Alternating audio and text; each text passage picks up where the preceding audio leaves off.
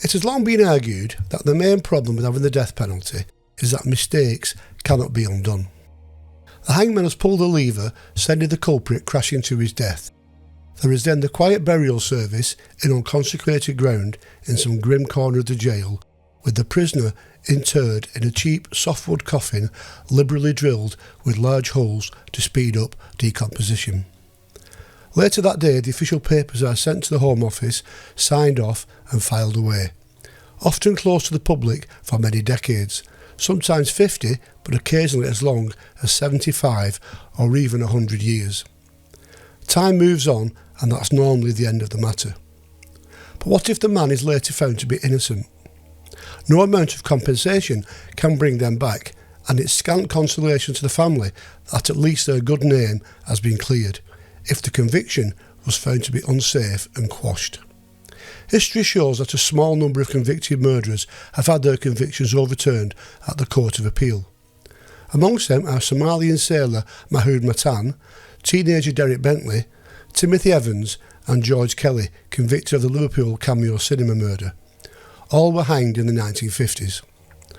Several others have been the subject of campaigns which have been, or are in the process of being, offered to the Court of Appeal for consideration. Today's episode of Tales from the Hangman's Record takes us back to the northwest of England in 1946 and the austerity and uncertainty of post-war Manchester. Hostilities are finally over, but rationing and a black market are still in place, with many criminals and deserters living in the shadows, dodging authority and scraping a meagre living any way they can. This story looks at a man who mixed in those shadowy circles, living a transient life of casual jobs, sleeping in hostels and dormitories, frequenting late-night cafes and the seedy underworld, mixing with black marketeers, criminals, prostitutes, pimps and pushers. With a long criminal record dating back to his teens, he was also no stranger to borstal and prison, and had even once occupied the condemned cell at the city's Strangeways jail. On the first occasion, he was reprieved a few days before he was due to be executed. Whilst waiting for the hangman a second time and occupying the same cell, he became involved in a controversial appeal hearing that many felt was harsh and unfair, and may well have resulted in the wrong man going to the scaffold. So let's look back at the case and what led him to a 9 o'clock appointment with Albert Pierpont.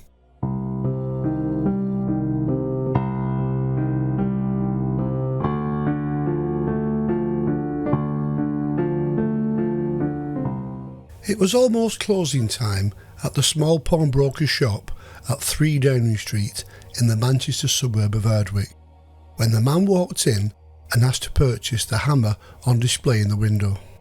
Having only acquired it in a job lot of hand tools earlier that afternoon, the manager, Edward MacDonald, thought it was probably not the most suitable of the ones he had for sale.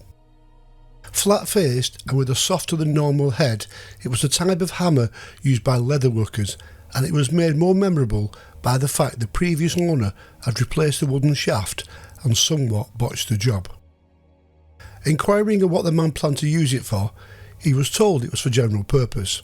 "Well, that's not really going to be much use to you," he told the customer, adding that it wasn't even suitable for knocking in a nail. "It will suit my purposes," the man replied, handing over the 3 shillings and sixpence. The manager wrapped the hammer in brown paper, and passing it over the counter, the customer placed it into his raincoat pocket, bid him good night, and walked away in the direction of the town centre. On Sunday morning, the 20th of October 1946, a man was making his way across the bomb site at the junction of Deansgate and Cumberland Street when he saw 2 young boys trying to attract his attention. Brothers Terry and Arthur Codner were making their way back from church when they cut across the bomb site and made the discovery. Arthur spotted a pair of legs in the rubble and, going to investigate closer, saw it was the body of a woman. Their waving and shouting caused the man to cross over, where they pointed to the figure lying in the undergrowth close to a wall. He quickly summoned the police, and officers hurried from nearby Bootle Street station to what was at once identified as a murder scene. Superintendent William Page headed up the investigation and assigned Detective Inspector Frank Stainton to lead the murder hunt. Once a local doctor had been called and certified death, he was able to say that it was the body of a woman aged around mid to late 30s, and that the most likely cause of death was as a result of the numerous lacerations to the head and face. The detectives were soon joined at the scene by Dr. James Firth from the Home Office Science Laboratory in Preston, and a detailed search of the bomb site soon revealed a number of vital clues. A blood-stained hammer was found hidden in the undergrowth a few feet from the body. Close by was some wrapping paper, shaped as if it had been around a hammer. More helpful to the investigation was the discovery of an identity card which gave the woman's name as Olive Balchin, a known prostitute from Birmingham who had moved to the area during the war. Firth took samples of the ground close to where the discovery had been made. The body had been found lying close to a wall, partly concealed by a large crop of willow herb. Besides the wildflower, the bomb site gave up traces of brick dust, cement, clinker and cinders. Investigations in and around the Deansgate area brought forward a number of witnesses. A landlord of the Dog and Partridge opposite the bomb site told police he had been out walking his dog at midnight when he saw a man and woman arguing close to where the body was subsequently discovered. He was able to make a detailed description of the man: dark-haired, fresh complexion, with a dark suit and a light raincoat. Taken to the mortuary, he was able to identify the body as that of the woman he had seen the previous evening. Later that week, seeing a picture of the murder weapon in the evening paper, Edward MacDonald was able to tell detectives he had sold a hammer similar to the murder weapon on the previous Saturday. He was able to give the detectives a thorough description of the customer, and it was seen to be very close to that given by the landlord. On the following day, Elizabeth Copley, a waitress at the Queen's Cafe near Deansgate, came forward and told the police she had seen two men and a woman in her cafe between 10 and 11 o'clock on the Saturday night. The young woman she recognised as a frequent customer she knew as Olive Balchin. The man was wearing a light-coloured raincoat and carrying a parcel wrapped in brown paper. Although they had a good description of the wanted man, he didn't match any known offenders in the area, and as a result, officers on the case made the usual round of beat inquiries, calling at houses, cafes, shops and pubs in the busy city centre, as well as lodging houses and hostels. While these inquiries are going on, a complaint was made by a lodger at the service's transit dormitory who reported that a man named Roland had taken his raincoat and failed to return it. Although there was no one on record with the name Roland, spelt R-O-L-A-N-D, it was soon clear that the man in question was Walter Graham Rowland, surname spelt R-O-W-L-A-N-D, a man with a long string of convictions dating back to the 1920s. When a check on Ollie's client list also revealed the name of Walter Rowland, he now became the prime suspect. As a number of witnesses had mentioned the man they were seeking was wearing the light raincoat, the same colour as one missing from the hostel, Sergeant Emrys Trippier was sent to make inquiries. The detective learned that the man had hardly left the dormitory in the last week and seemed to be quite nervous and keyed up. He reported his findings, and on Saturday morning, 26th of October, Detective Sergeant Blakemore and Constable Nimmo were sent to pick up Roland at the dormitory. Nimmo knew Roland from a previous offence of breaking into a warehouse, and on which he was still on probation. Roland immediately aroused the detective's suspicions when he was alleged to have said, "You don't want me for the murder of that bloody woman, do you?" He would later strenuously deny making this comment. Placed under arrest, he was taken back to the station where he was questioned about the murder case and admitting knowing Olive Balchin, who he knew as Lil. He then gave police a possible motive. Roland gave officers a card showing he was being treated for venereal disease, which he believed he might have picked up from Olive. He then made a damning statement that he would have strangled her if she had infected him.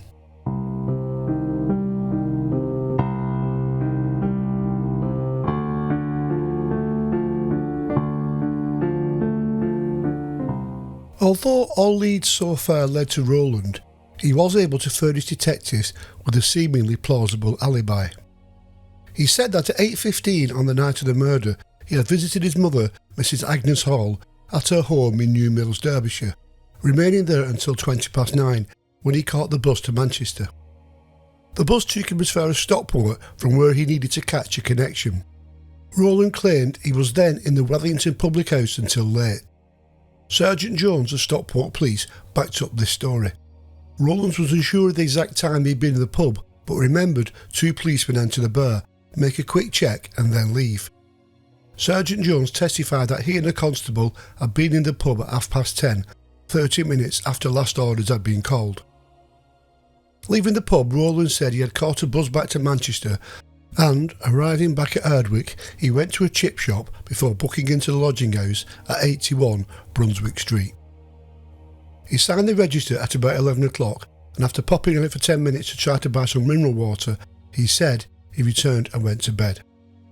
The landlord at the lodging house agreed with Roland's timings and produced the register as evidence. The alibi was that at the time of the murder, Roland was in bed in Ardwick, 2 or 3 miles from the murder site. Roland had mentioned that he believed Olive Balchin, who he admitted to having sex with on more than one occasion, had given him VD. The post-mortem, which had confirmed the cause of death as due to the savage head injuries, found no trace of any sexual transmitted disease in the dead woman. At an identity parade, held a week after the body was found, Roland was picked out by both Elizabeth Copley and Edward MacDonald. He insisted he was not guilty. At another identity parade, held in the following week, Roland was identified by Norman Mercer, the landlord of the Dog and Partridge, who had seen and heard the couple quarrel on the night before the body was found.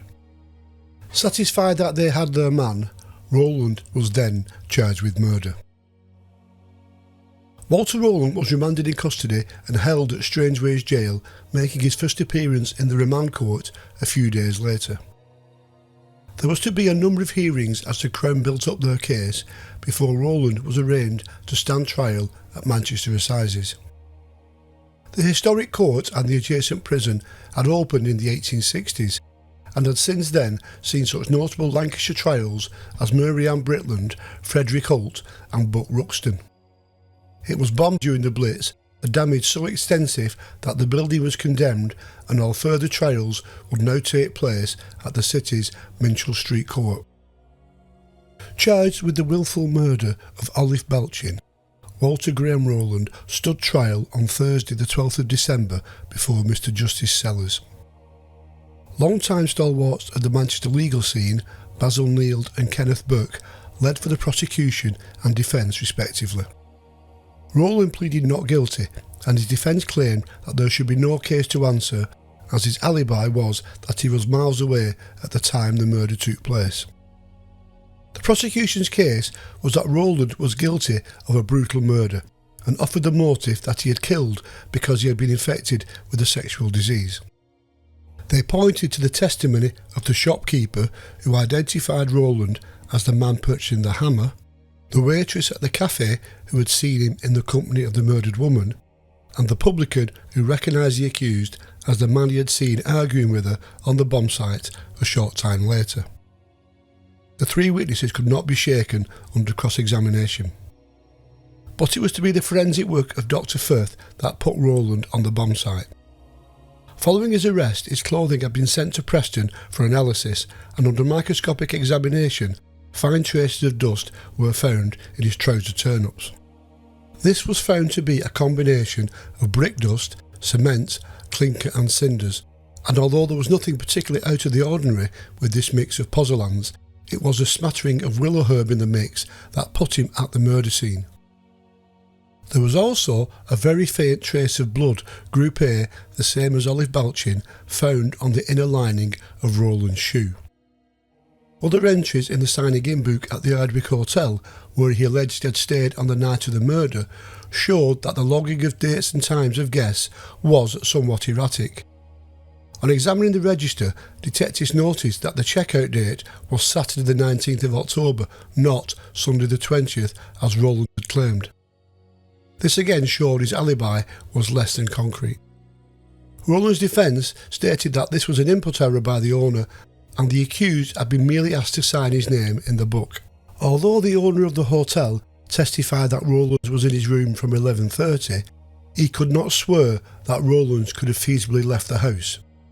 He did say that Rowland would have to have made sure he could get back in without being spotted, which he thought was most unlikely. The mention of the very small traces of blood on the shoe was pounced on by the defence. Kenneth Burke pointed out that the brutal nature of the assault was such that the killer would surely have had large traces of blood on his clothing. There was none found on any of the clothes found in Rowland's possession. On the fourth day of the trial, Mr Justice Sellers summed up the evidence and invited the jury to seek a verdict.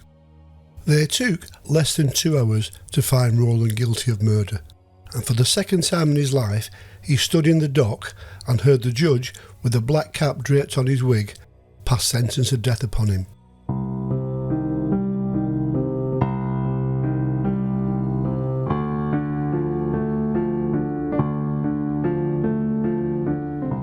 Roland joined in as the clerk of court said "Amen" as the judge finished passing sentence. It was then that the jury informed that Roland had a long criminal record. In 1927, at the age of 19, he had been convicted of attempting to strangle his then girlfriend. Charges of attempted murder were dropped, and he was instead charged with grievous bodily harm and sentenced to 3 years in Borstal. Roland was released in 1929 and married in the following year. 2 years later, his daughter Mavis was born. Then, in 1934, Roland was convicted of the murder of his young daughter, who was strangled with a stocking as she cried in her cot. Sentenced to death, he was taken to Strangeways Prison to await execution, scheduled for the 14th of June 1934. Then, just 48 hours before he was due to hang, Roland was reprieved. He went on to serve 8 years before being released in June 1942 on condition he joined the armed forces. Roland saw action before being demobbed in 1945 and since then had lodged and worked in Manchester, taking his washing home on his weekly visits to his mother in New Mills. Taken to Strangeways Prison, Walter Rowland occupied the same condemned cell he had vacated over 12 years before. He launched an appeal and a hearing was set for the 27th of January 1947. There then occurred a controversial incident the likes of which had never been seen before in a British murder case. On Wednesday, the 22nd of January, the governor of Liverpool's Walton Jail received a note from one of his prisoners. David Were was serving a short sentence after confessing to the theft from a Salvation Army hostel in Stoke. Were told the governor that it was he who had committed the murder of Olive Balchin at Manchester and that Walter Rowland was not guilty. Once news of this was relayed to Manchester, Detective Inspector Dan Timpney travelled to Liverpool to interview the prisoner. He noticed at once the resemblance between the two men. 2 days later, Were made a detailed confession to the police in which he claimed to have killed Olive Balchin shortly before 10 o'clock on the night of the 19th of October 1946. When Roland's appeal took place on the 27th of January, they asked for the verdict to be quashed based on the testimony of David Were. After considering the request in light of the new information received, an application for an adjournment of 14 days was granted. 2 days later, Were was interviewed at length by Roland's legal team, to whom he repeated his confession of murder. Were was also driven to the murder scene by detectives, and under further questioning by Superintendent Page, it became clear to the experienced detectives that the confession was almost certainly false. Were's account, while quite detailed, failed to provide any information that hadn't appeared in the press, and he was vague in pointing out where the body was found when driven around the city with the two detectives. On the 10th of February, Roland's appeal took place at the Central Criminal Court, with Lord Chief Justice Goddard heading a panel of 3 High Court judges. The request by his counsel to hear the evidence of David Were was refused. Although 2 new witnesses were allowed to give evidence, neither of whom did more than place Roland in Stockport on the evening of the murder. As Lord Goddard dismissed the appeal, Roland made a passionate speech from the dock. I am an innocent man. This is the greatest injustice which has ever happened in an English court. Why did you have the man who has confessed here today and not hear him? I am not allowed justice because of my past." As Lord Goddard ordered Roland to be taken down, he continued his plea. "It would have knocked the bottom out of the English law to have acquitted me and proved my innocence. I say now, I am innocent man before God." A week later, with the new date set for execution, Home Secretary James Shooter Eade ordered an inquiry. After a careful and detailed examination of all the evidence heard at the trial and the new evidence that wasn't heard, it came to the conclusion that David Ware's confession was false and that he had been wrong at the time of the murder and had seemingly just pieced together his confession from newspaper reports. On the 22nd of February, David Ware withdrew his confession, claiming he had simply done it to swank. At 9 o'clock on Thursday morning, the 27th of February, Walter Graham Rowland was hanged at Strangeways Jail by Albert Pierpont and Harry Critchell. A large crowd gathered outside the prison gates, waiting for notice to be posted that the execution had taken place. Roland left 3 last letters, written in the condemned cell at dawn as he waited to die.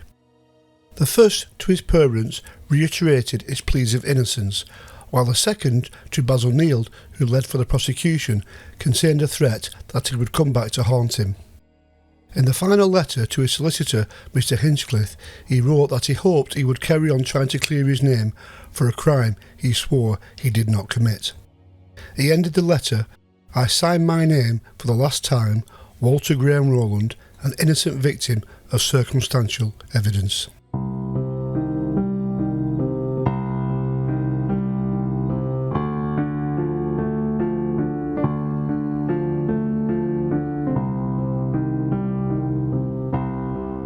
On July the 10th, 1951, with Walter Rowland in his grave and the campaign for his conviction to be quashed a mere memory, David John Ware tried to batter a woman to death in Bristol. He had earlier that day bought himself a new hammer. Tried on November the 16th, he was found guilty but insane and committed to Broadmoor. On April the 1st, 1954, he was found dead in his cell. Despite this, the case of Walter Graham Rowland was never reviewed. There have been a number of books over the years discussing the case which question his guilt. The Home Office review of the case felt that the evidence was overwhelming and Ware's confession false, and there was also the question of his previous character and convictions. Was Walter Rowland hanged because of his past, as he claimed, or was this a miscarriage of justice? There is no doubt Roland was the convicted murderer, but there are still some people who believe that Walter Graham Rowland was reprieved for a murder he did commit and went to the gallows for one he did not.